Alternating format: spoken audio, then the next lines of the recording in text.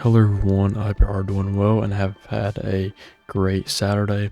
In tonight's forecast update, we're going to be mainly looking at the medium to long range and just seeing what we could look for or expect over the next couple of days, and then really into the next week or two, and even into the early portion of January. And so we'll be mainly looking at that tonight and just be comparing some of the models and seeing what we could expect, especially on the ensemble models. So let's go ahead and get started with tonight's update. So first here, looking at the 0Z GFS weather model here. And so just taking a quick look and just doing a little bit of an analysis right here, just what's really going on right now. And so you do have some snow falling into portions of the northwestern United States, and even some kind of lake effect snow, or really back end snow from a system that's exiting the United States, really into the Great Lakes region, into the northeast, and then as we go into Sunday, you have some rain and again some more snow falling into the northwestern United States, and even some more rain and snow moving into the northwest, especially into Oregon and Washington State, and especially northern California as well. And so even some snow there falling into Idaho, Montana, Wyoming. And then if you look here to the Great Lakes region, into Canada here, and so this is midday Monday on the 23rd of December, and so you're going to have some snow moving into even these areas into the northeastern United States here. And so by the morning of Christmas Eve, you're going to have some light snow actually falling into much of the northeast: Maine, Vermont, New Hampshire, Massachusetts, Connecticut, New York State, Rhode Island, northern New Jersey, as well here.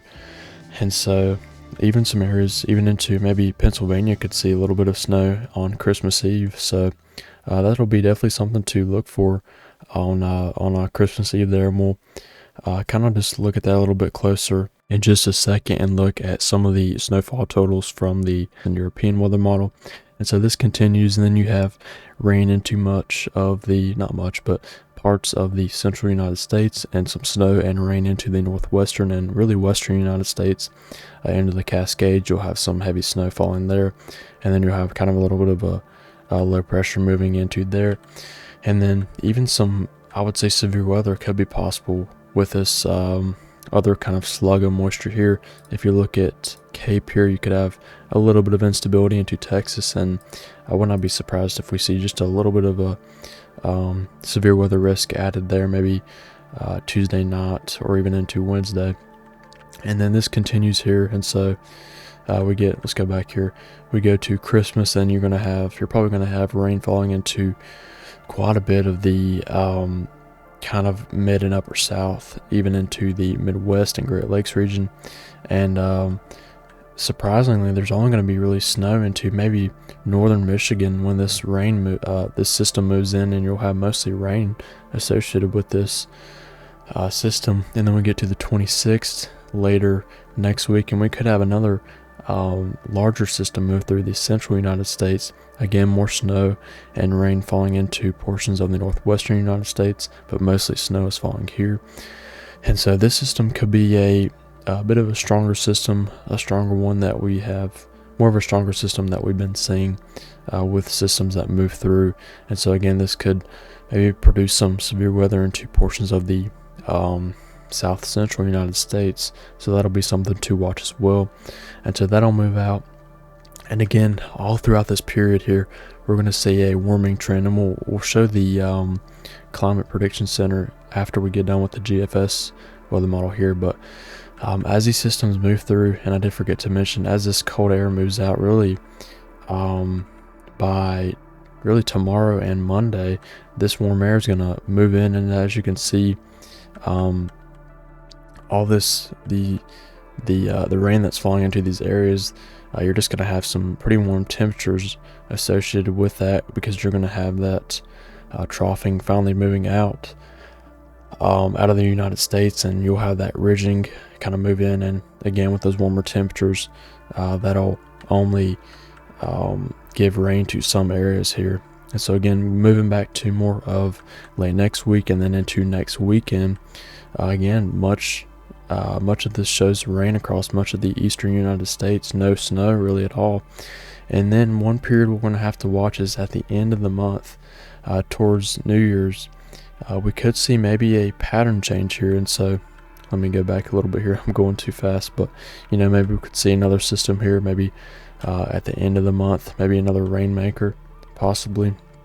And then after that, we could see kind of a pattern change, and this will be something we'll have to watch as we get into late this month and into early January. And we'll talk about kind of what the Climate Prediction Center shows for this as well, and what the ensemble models show for that as well. But really, over the next couple of days, you're going to have some snow into some areas as we lead up to Christmas, and then after Christmas, most of the areas into the central and eastern United States will receive rain, and you'll have some, again, snow into the northwestern United States, and just honestly, like a pretty constant flow of moisture into portions of the southern United States. So it'll definitely be something to watch out as well for maybe even some of these areas here into the kind of south central and southern US for maybe just a lot of rain really over the next couple of days and a week, I would say, with these systems slowly moving through, and no cold air associated with that.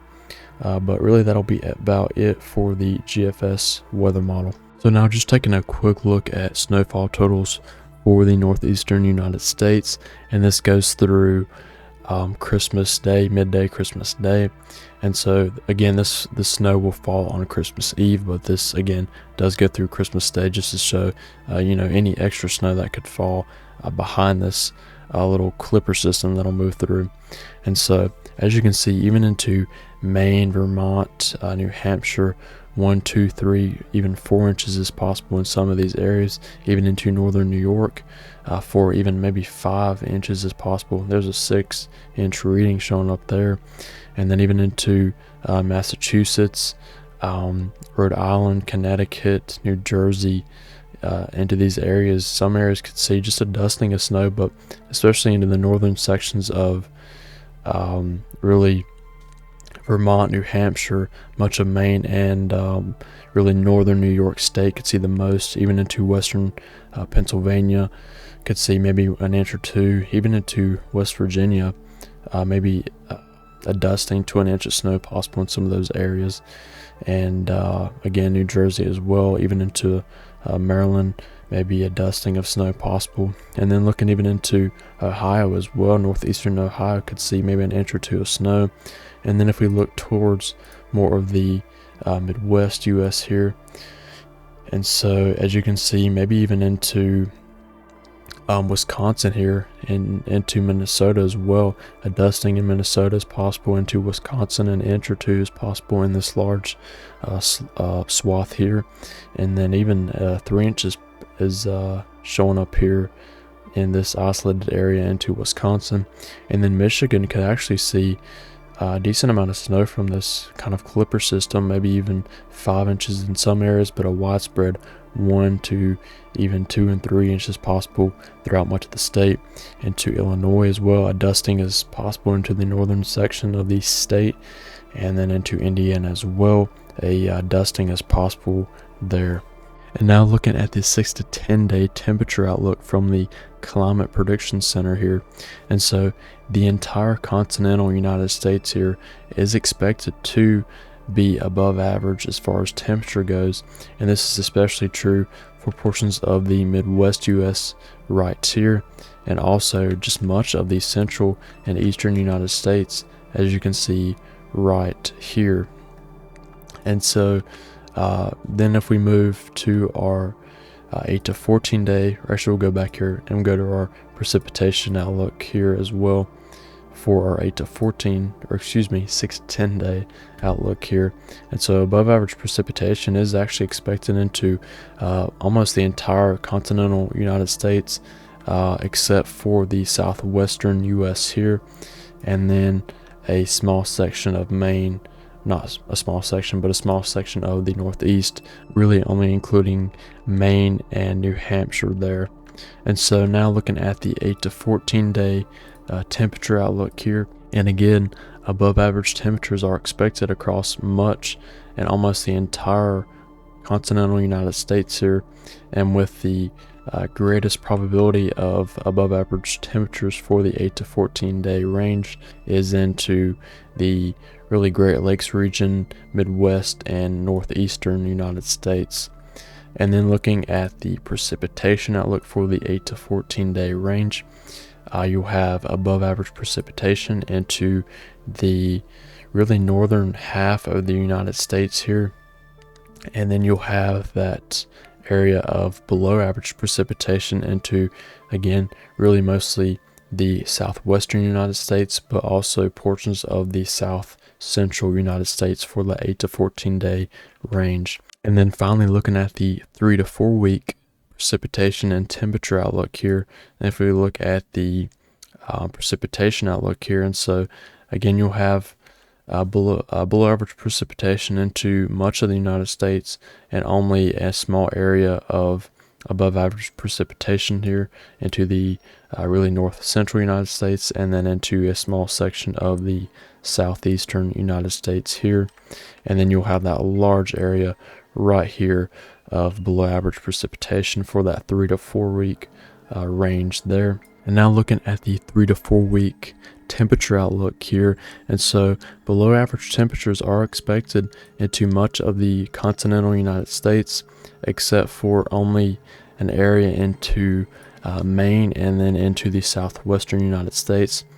I would honestly think that this area here into Maine will probably get kind of downgraded to, again, more of an average temperature outlook instead of being above average for that forecast, just because you'll have so much cold air funneling down from Canada, and that will eventually move in. And so I don't think Maine will be really much above average, but I would definitely say that much of the central and eastern United States will be below average for that 3 to 4 week range, mainly for kind of really late December into portions of kind of early January to maybe even almost mid-January. But again, that's pretty far out, but I'm pretty certain that we could potentially see below average temperatures for that time period there. And now we're going to look at the EPS ensemble here, and we're going to look at the geopotential height and anomaly.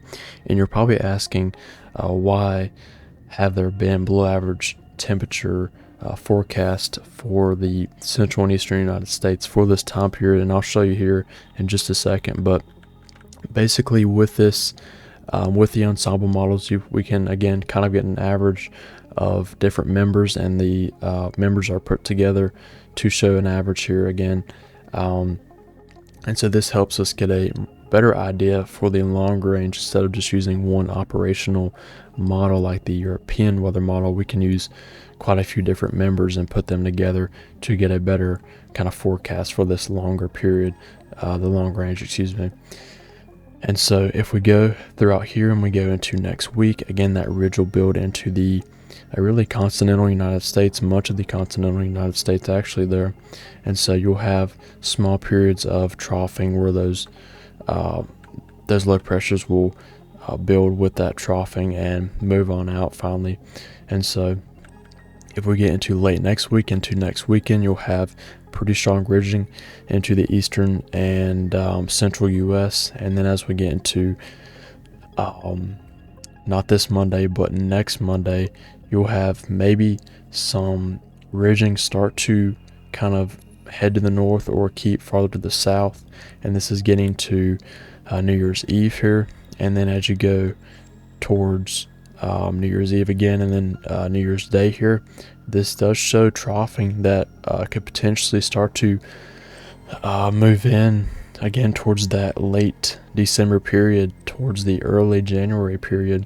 And then as we get into early January, that troughing really starts to build into the eastern U.S. there.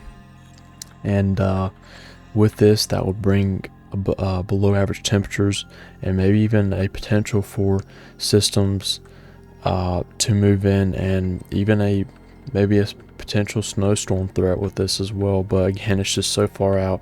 I'm not going to say there's going to be a snowstorm, but I'm just saying that this pattern would support snow into portions of the really mid-Atlantic and eastern United States, if you are a snow weather fan.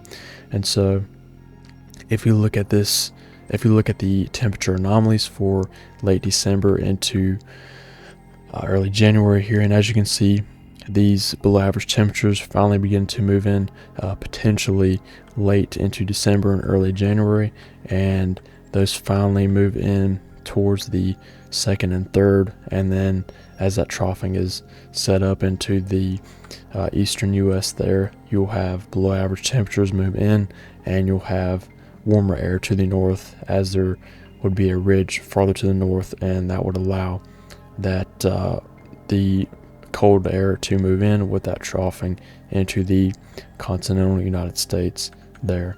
I hope that all makes sense, but I know that's a lot, but we'll look at the GEFS ensembles here as well, and so we'll look at the same thing, height anomalies here at the 100 millibar level.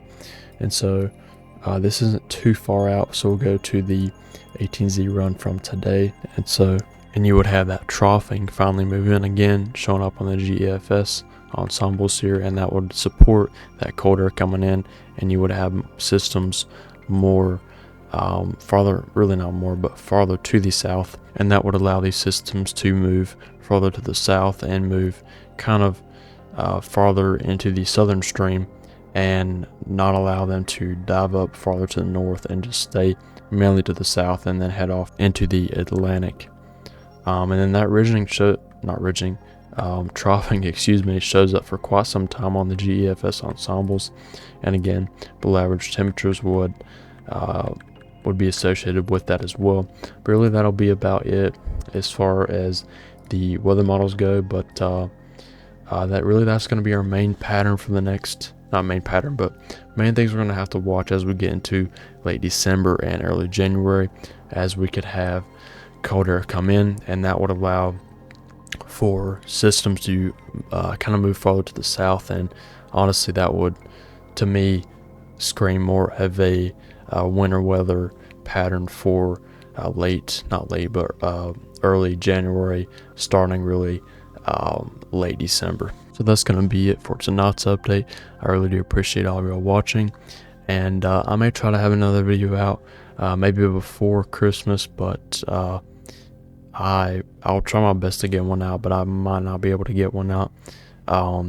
If I don't get one out, I hope all of y'all have a Merry Christmas, and I hope y'all have a great time with family and friends.